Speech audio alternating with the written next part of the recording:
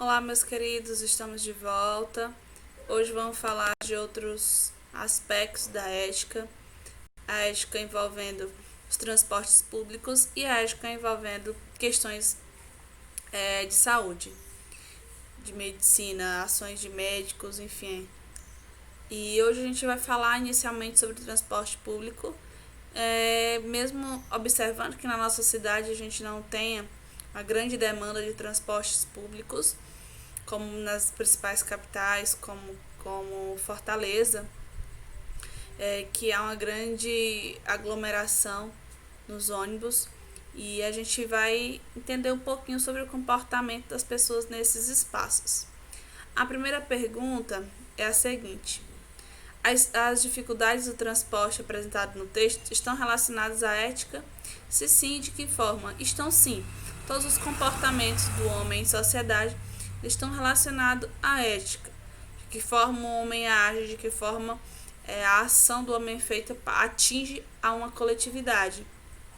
Então, se a gente observa que no ônibus é um espaço coletivo de ações coletivas, a gente analisa muitos comportamentos que até mesmo a gente fala, isso é uma falta de ética, isso é uma falta de respeito, isso é uma falta de consideração. Então, sempre tem algumas análises do comportamento do outro no espaço público dos ônibus. E aí a gente vai para a segunda questão. Com o comportamento das pessoas envolvidas nas situações apresentadas, relaciona-se com a ética.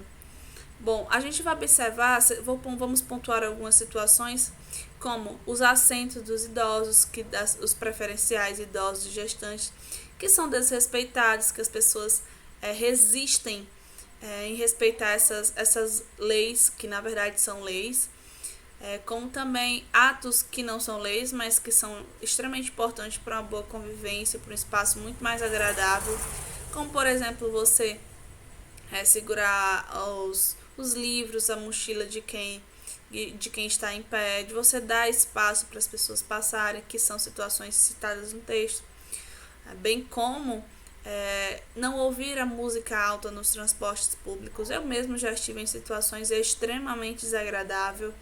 Existem pessoas que estão cansadas, existem pessoas que estão precisando de um momento de mais silêncio, e óbvio que o ônibus não é um espaço de silêncio, mas também você colocar o telefone com música alta vez ou outra, se você depende que quem depende do espaço de ônibus pode falar que frequentemente as pessoas fazem isso.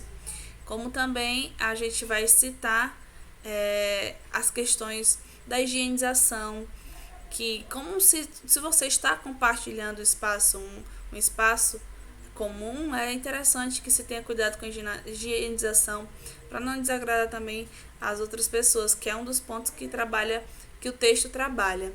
Terceira questão: para diminuir as dificuldades apresentadas, qual é o comportamento ético necessário?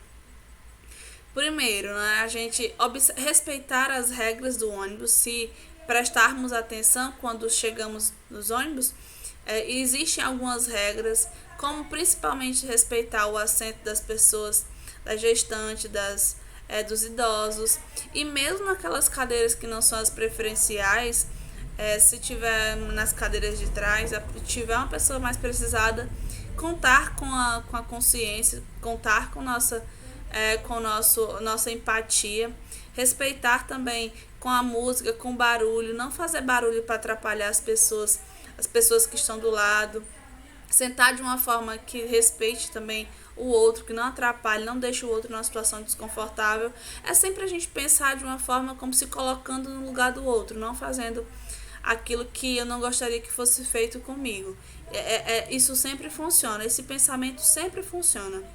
Quarta questão: você acha que a ética influencia a sua vida? Essa é uma questão pessoal, mas eu acredito que você já tenha chegado a um nível de conhecimento sobre ética que entenda que sim, que todas as ações da sociedade, todas as ações que nos envolvem de uma forma coletiva, elas exigem ética e a influência da ética, da análise do comportamento na sociedade. Quinta questão: Qual é a relação entre o texto e o tema que estamos estudando? Acabei respondendo essa pergunta lá na quarta, né? Na pergunta, a resposta na quarta questão. Então, tudo que envolve o homem, tudo que envolve as ações do homem para com o coletivo está ligado à ética, está ligado aos nossos debates, às nossas discussões. Vamos entender agora um pouquinho, responder e tentar entender um pouquinho mais sobre a ética e a saúde, né? Então, primeira questão. Escreva a resposta das perguntas abaixo. O que você entende por responsabilidade médica? Então, assim como a gente fizer, eu acredito, né, que volto de novo para o texto anterior. Então, existe um código de ética também para a medicina e existe a responsabilidade, assim como todas as áreas, os médicos também têm as responsabilidades, considerando também que as ações do médico estão ligadas diretamente à saúde, à vida das pessoas. Então, as ações médicas têm por consequências riscos, consequências de proporção às vezes maior do que em outras áreas. Então, a responsabilidade de se pensar, de repensar, porque os impactos causados por um erro médico é de uma proporção maior. Bem como o que está cercado também da medicina, alguns pontos que trata a medicina são pontos de grande debate na sociedade. Então, vez ou outra, se discute, se coloca à tona, se as pessoas debatem, coloca-se se são a favor, se são contra, algumas questões que estão ligadas ao desenvolvimento aí da medicina.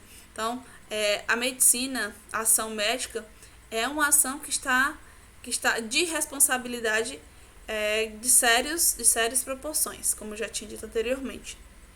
Item B. O que significa ser autônomo? O significado de ser autônomo é ser independente, ter a liberdade de agir de forma independente. Qual a relação entre a tecnologia e a medicina? Há uma relação extremamente íntima. Hoje a tecnologia permite que a medicina facilite o trabalho da medicina, facilite o trabalho das pessoas que estão à frente da medicina, auxiliando, facilitando, fazendo com que hoje os novos métodos que são desenvolvidos com a ajuda da medicina tratem algumas doenças de uma forma com a melhor qualidade e que traz para o paciente mais chances de vida e muitas vezes com ações menos invasivas, com menos danos para as pessoas. Então, a tecnologia está intimamente ligada ao trabalho dos médicos. Por que a autonomia é tão importante para a medicina? Como todas as áreas, também a decisão do médico é necessário que se dê também muito respeito às decisões médicas, porque consideramos o tempo de estudo, consideramos a importância do trabalho médico e respeitar as decisões e a autonomia dos médicos. Poder de decisão independente, a independência do médico. Então, ele age de forma a analisar o que o paciente precisa e tomar suas decisões de acordo com o que ele entende, de acordo com a sua análise, de acordo com o seu conhecimento. Então, ele precisa ter autonomia e independência para conseguir chegar a esse resultado, a uma análise independente. Item porque a liberdade de escolha dos médicos e a necessidade de dizer a verdade dos pacientes são fundamentais para o Código de Ética de Medicina. A necessidade de falar a verdade, por mais que a verdade às vezes seja dolorida, mas ainda assim é necessário que as pessoas saibam, elas têm o direito, as pessoas têm o direito de saber a verdade. Então, agir de uma forma de demonstrar a realidade, fazer com que o paciente esteja ciente da real situação, falar a verdade, é uma conduta ética. Por isso que é defendido pelo Código de Ética de Medicina, que é indispensável que as pessoas tenham conhecimento da realidade dos seus casos. Item F. Imagine um médico que trata de um paciente com a doença incurável. Você acha que ele deverá dizer isso ao paciente? Essa questão é uma questão pessoal, mas é interessante que a gente entenda que as pessoas têm o direito de serem informadas das suas situações, mas informado com a devida cautela, com o devido cuidado, que é a forma com que é passado faz muita diferença para as pessoas. Segunda questão, explique o que é responsabilidade ética intransferível. A responsabilidade ética intransferível ninguém pode responder por uma falta de ética de um médico a não ser ele mesmo. Então, se ele toma uma decisão, a ética é intransferível. A gente está falando da responsabilidade ética de um médico, enfim, nesse contexto, mas a falta de ética, ela deve ser contestada para com a pessoa que praticou o ato de falha ética. Então, eu não posso agir de uma forma com falta de ética e responsabilizar outra pessoa.